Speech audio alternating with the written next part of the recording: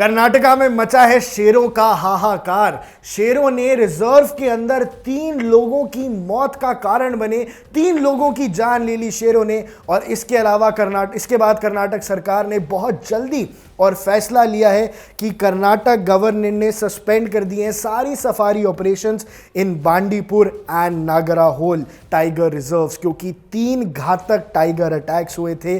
तीनों के तीनों एक ही मंथ में, एक ही महीने के अंदर शेरों का ऐसा हाहाकार देख के कर्नाटक सरकार भी डर गई है। यह डिसीजन अनाउंस किया गया फॉरेस्ट एनवायरनमेंट और वाइल्ड लाइफ मिनिस्टर ईश्वर खंड्रे के द्वारा, जिन्होंने पब्लिक में आके ये बताया कि सेफ्टी कंसर्न्स बढ़ रहे हैं और शेरों ने ऐसे जान ले ली है। इस वजह से एक महीने में ही अगर 3 हादसे हो गए, 3 लोगों की जान शेर की वजह से चली गई, शेरों की वजह से, तो सफारी को बंद कर दिया। हालांकि इसका इफेक्ट टूरिज्म पर पड़ेगा, पर लोगों की जान की कीमत ज्यादा है। एक 35 वर्षीय फार्मर जिनका नाम था चौदाय नायक, ये हले हिगुड़ी विलेज के थे। ये इसी के पास, जंगल के पास का ही गांव था, सरदार तलुक मैसूरू डिस्ट्रिक्ट के पास। और वहां खेत में काम करते करते शेरों ने हमला कर दिया, शेरों ने उनकी जान ले ली। अब स्पेक्यूलेशन ये भी आ रहा है, क्योंकि आप वहां सफारी करते हैं तो शेर इधर उधर खेत में निकल जाते हैं, तो शेरों का जो रिजर्व बनाया गया है, जो टाइगर रिजर्व है, बाघ का रिजर्व है,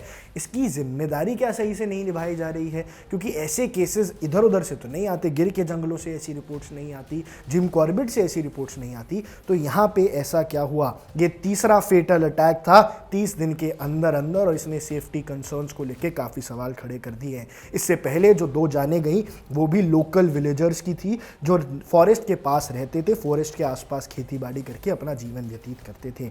अब जो टाइगर रिस्पॉन्सिबल है इस अटैक के लिए, वो माना जा रहा है कि वो बांडीपुर नागरा फॉरेस्ट बेल्ट से बाहर आ गया है। एक फॉरेस्ट बेल्ट होती है जिसका रिजर्व होता है, वो उससे बाहर आ गया है। तो ये कितना खतरनाक साबित हो सकता है, क्योंकि ये शेर अभी किसी और गांव में भी जा सकता है। आसपास के गांव में जहां कैटल्स हैं, जहां भेड़ बकरियां हैं, जहां गायें हैं, वहां पे जाके वो शिकार करने की साजिश भी कर सकता है। अभी तो वो भूखा नहीं होगा, लेकिन जब भूख लगेगी तो बहुत प्रॉब्लम होने वाली है। अब गवर्नमेंट इन एक्शन आ गई है। सफारी ऑपरेशंस बांदीपुर और नागरहोल में बंद कर दिए गए हैं और अनटिल फर्दर नोटिस तब तक कोई सफारी नहीं होगी। ट्रैकिंग एक्टिविटीज फॉरेस्ट जोन्स के अलावा भी स्ट्रिक्टली बैन कर दिए हैं। इस जंगल के आसपास आप ट्रैकिंग नहीं कर सकते। और forest department staff including safari drivers and guides have been redeployed to assist tiger capture and monitoring teams. हर शेर कहाँ घूम रहा है इसको पता लगना चाहिए, इसलिए सारे गाइड, सारे ड्राइवर्स, सारा डिपार्टमेंट स्टाफ जो जंगल के बारे में पूरी तरह से वंचित है, वेल वर्स्ड है जंगल की सारी डिटेल्स से, वो उनको लगाया गया है कि भैया आप जाओ और टाइगर को ढूंढ के लाओ।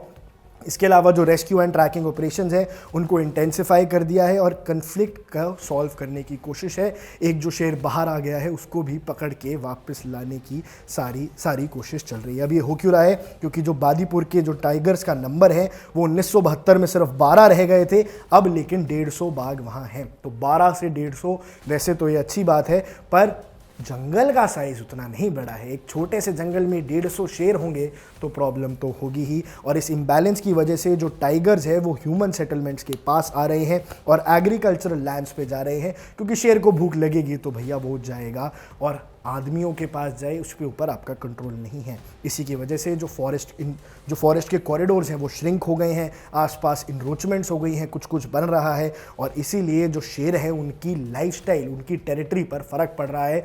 और अगर ये दोनों आ गए, को एग्जिस्ट करने लग गए, वाइल्ड लाइफ और ह्यूमंस, तो हाहाकार तो ऐसे ही मचना है। अभी 3 जाने गई हैं, आगे और भी जा सकती हैं। कंजर्वेशन, हमने शेरों को बढ़ाने में हम सक्सेसफुल रहे हैं, इस बात के लिए सरकार की मैं भी तारीफ करता हूं, लेकिन अब उनको प्रॉपर प्रिजर्वेशन दो। हमारे पास सारे रिसोर्सेज हैं, उन्हें सही में जंगल में रखो ताकि वो इस प्रकार की केसेस, इस प्रकार की वारदातें बार बार सामने ना आए।